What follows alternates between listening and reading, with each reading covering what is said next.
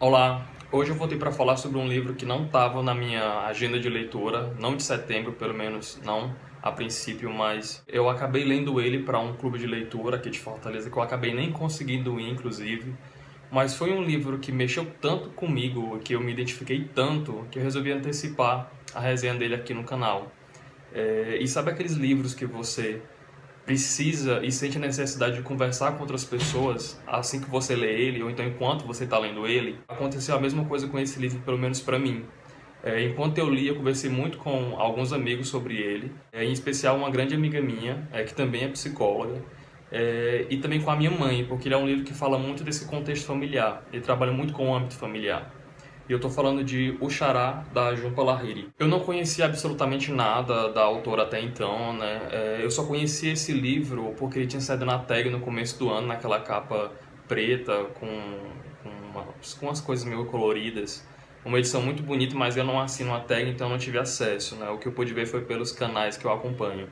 Mas eu acabei comprando, né, essa edição da Editora Globo, se não me engano, é da Editora Globo.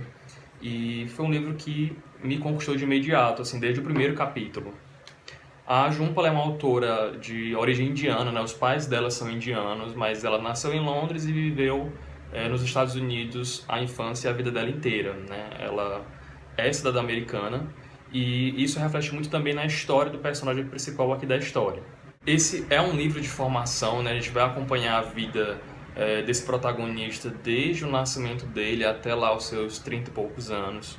Né? Mas, resumindo do que se trata essa história.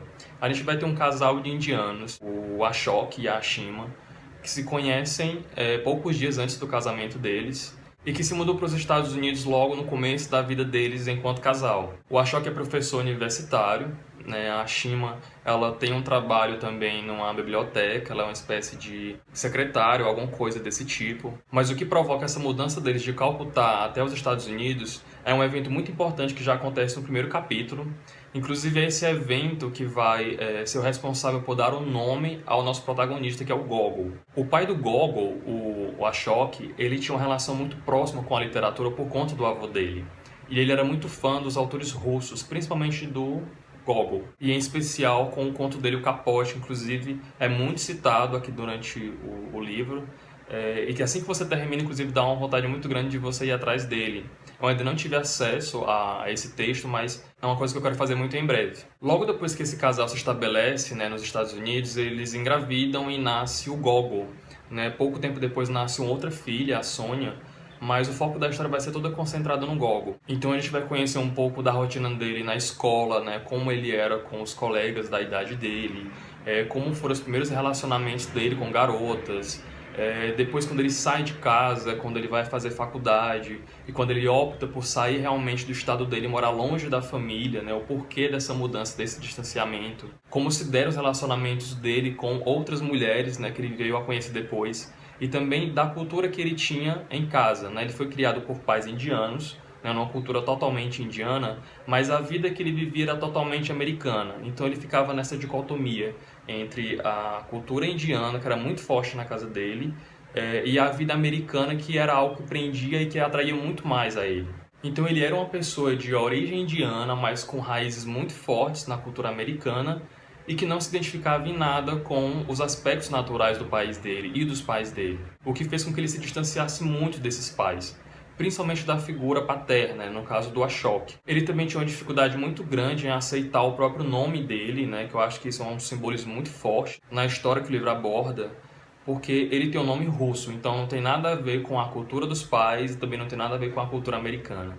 E o pai, ele não conta para ele de imediato o porquê do nome dele ser esse, né? Ele tem uma breve noção do porquê, mas ele não sabe com profundidade do real motivo, né? Do que ocasionou para que ele fosse batizado com esse nome, que é explicado para a gente logo no primeiro capítulo, e que o pai só vai contar para ele lá pro final, né? Quando a história já está se encerrando. E é muito interessante a gente acompanhar a maneira como a Jhumpa ela leva, né, e ela conduz a história, porque ela aprofunda muito nos dois lados, né?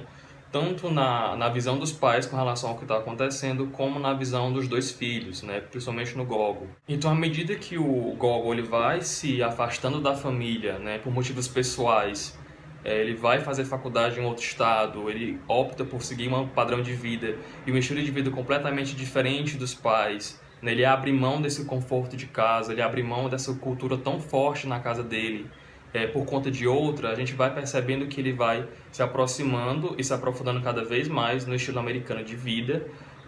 Isso vai também fazendo com que ele vá rompendo os laços com a própria família. E é muito dolorido esse processo, tanto para ele quanto para os pais, né? E com relação aos pais, isso fica muito mais forte porque isso vai mexer também com a própria estrutura da casa deles, né? Com a própria família, com o que eles compreendem de família. A Ashima e o Ashok, eles têm um laço muito profundo e muito forte com a família com quem eles deixaram em Calcutá. E para eles isso é algo muito importante, né? Então estar junto, estar presente era algo que era muito valorizado. Em contrapartida, para o Gogol e para a Sônia, isso já era uma coisa muito surreal, porque eles não conseguiam perceber e sentir a real necessidade desse laço, né? Isso não quer dizer que eles não sentissem amor pelos pais ou algo nesse sentido, mas era algo realmente que era da própria vivência individual de cada um deles, né? Porque eles cresceram numa cultura americana, então é algo totalmente diferente do que os pais estavam habituados e do que os pais pregavam dentro de casa. Em um dado momento, o Gogol ele vai trocar de nome, né? Ele vai entrar com um processo legal e jurídico para ser alterado o nome dele de batismo. E quando ele consegue isso, a princípio ele fica muito feliz, né? Porque para ele era o que representava de quebra, né? De cisão com esse passado que ele não que ele não valorizasse, mas que ele não se sentia incluído, ele não se sentia membro integrante daquela cultura, né? Daquela maneira de se viver e de se perceber enquanto indivíduo. Então, assim, a gente percebe até uma construção de identidade, né? O livro ele vai falar muito disso, do quanto que os nossos aspectos familiares estão ligados, correlacionados a isso, mas o quanto o nosso próprio ambiente também está atrelado. O Gogol ele vai passar a interagir muito com a família de uma das namoradas dele, que ele tem durante a narrativa, e à medida que ele vai se percebendo e se encontrando naquela família, naquele novo espaço no qual ele faz parte, ele vai de fato se desligando de todo o traço que os pais tentaram construir na formação dele. E eu acho essa uma discussão muito válida, porque a gente pode pegar esse episódio dessa família indiana num país estrangeiro e adaptar para a nossa própria realidade, né, enquanto sociedade brasileira. Quando os jovens também eles não se sentem à vontade ou até mesmo não se identificam com o próprio local onde nasceram, né? Existem pessoas que se sentem estranhos no local, na cidade onde nasceram, no estado onde nasceram, no país onde nasceram. Então eles vão procurar se identificar, vão procurar se encontrar em regiões ou em locais em que eles se encontram, né? Que eles se reconheçam, que eles se identifiquem com aquela vida, né? Com aquela experiência, com aquele local, com aquele estilo de vida. Isso não quer dizer, mais uma vez, que eles não valorizem as raízes deles, né? O espaço onde eles nasceram, onde eles foram criados.